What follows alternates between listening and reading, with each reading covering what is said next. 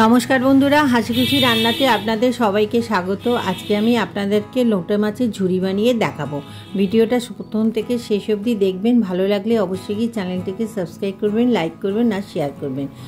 লোটে মাছগুলোকে ভালো করে কেটে আমি নুন হলুদ মাখিয়ে রেখেছিলাম। এবার কড়ায় সামান্য তেল দিয়ে লোটে মাছটা দিয়ে দেবো। দিয়ে আমি ভালো করে নাড়াতে থাকবো। দেখবেন লোটে মাছটা পেস্ট হয়ে গেছে।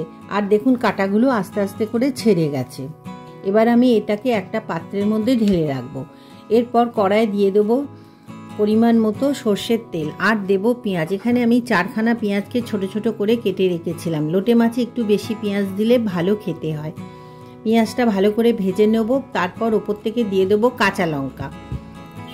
কাঁচা লঙ্কা দিয়ে আমি ভালো করে নাড়িয়ে চাড়িয়ে নেব। আর তারপর দেবো রসুন কুচি।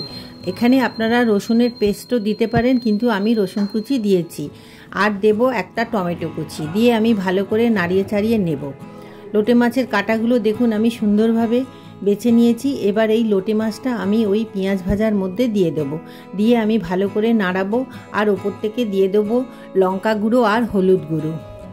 এবার লোটে মাছটাকে ভালো করে নাড়াতে হবে।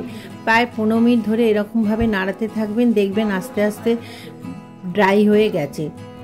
দেখুন লোটে মাছটা একদম শুকনো শুকনো হয়ে গেছে। এবার আমি এটাকে সার্ভ করে দেব। আপনারা অবশ্যই এই লোটে মাছ গরম ভাতের সঙ্গে খাবেন। পরের ভিডিওতে আবার আপনার সঙ্গে দেখা হবে।